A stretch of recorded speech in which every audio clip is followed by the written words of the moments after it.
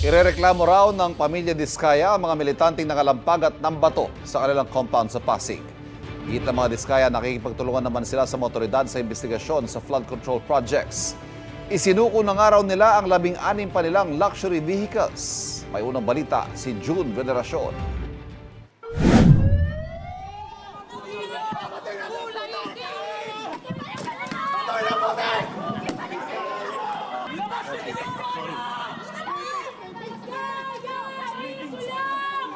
Pinagbabato ng putik ng mga militante at ilang biktima ng mga pagbaha ang compound ng pamilya Diskaya sa Pasig City.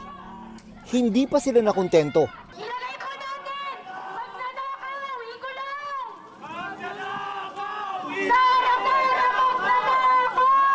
Pininturahan din at tinadtad nila ng masasakit na salita ang pader at gate ng mga Diskaya. Yung gusto nating ipakita doon, yung mismong galit natin sa kanila na tayo, habang tayo ay nilulubog sa baha at putek, sila lumulubog naman sila sa pera na ninakaw nila sa mamamayan. Kusa rin ng disperse ang mga ralista matapos pagsabihan ng pulisya. Malinaw po na malicious mischief yan. So it's up to the management kung ano po yung magiging legal actions nila tungkol dito. Naiintindihan naman daw ni Pasig City Mayor Vico Soto na galit at dismayado ang mga tao, pero hindi raw dapat ito humantong sa karahasan. Aniya, hindi mga kurap ang masasaktan. Nag-aalala raw siya para sa mga security guard, trabahador at ralista.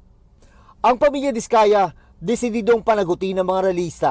May mga legal ho kaming kriminal na ipapile sa kanila, sa mga organizers ng nasabing nagrally. Kung gusto nila ng accountability, ipulis mo muna ho nila yung sarili nilang organisasyon. Nakikipagtulungan naman daw sila sa mga otoridad. Voluntaryo raw isinuko ng pamilya sa Bureau of Customs o BOC ang 16 pa nilang luxury vehicles. So ito po yung 16 units na voluntary sinurrender ng Diskaya family. Nasa ilalim na ang mga ito sa sealing at documentation. Sa kabuuan, 28 sasakyan na ng mga Diskaya ang sinisecure ngayon ng customs para imbestigahan kung tama ang binayarang buwis. Tugma sa bilang na inamin ni Sara sa Senado na pagmamayari nila. Sana po matapos na yung isyong luxury cars na yan. Para wala, kagaya po ng parati kong sinasabi sa inyo, wala pong tinatago ang spouses Diskaya.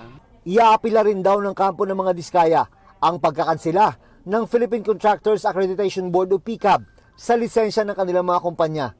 Ayon sa kanilang abogado, hindi sila nabigyan ng sapat na panahon para makapagpaliwanag.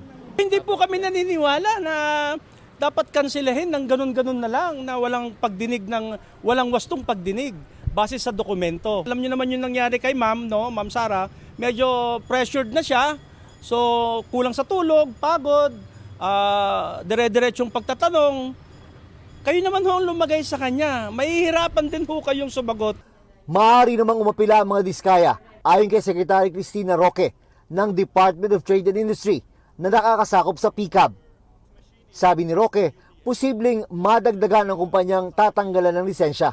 If there are companies that have also violated the same violation or they don't follow the rules, then they will definitely their license will also definitely be revoked.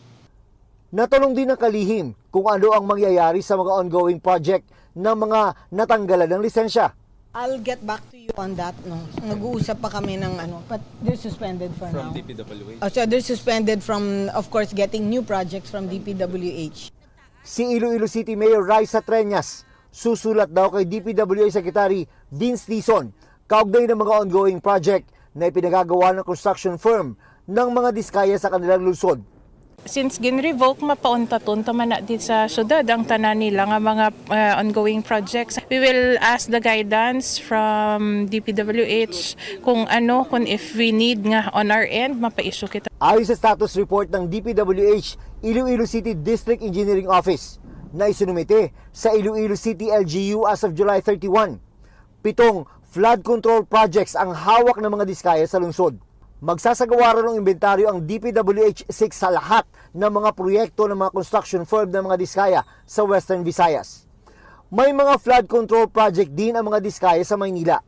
Ayon kay Mayor Isko Moreno, kabilang ang ilang kumpanya ng mga Diskaya sa mga hindi umano nagbayad ng tamang buwis.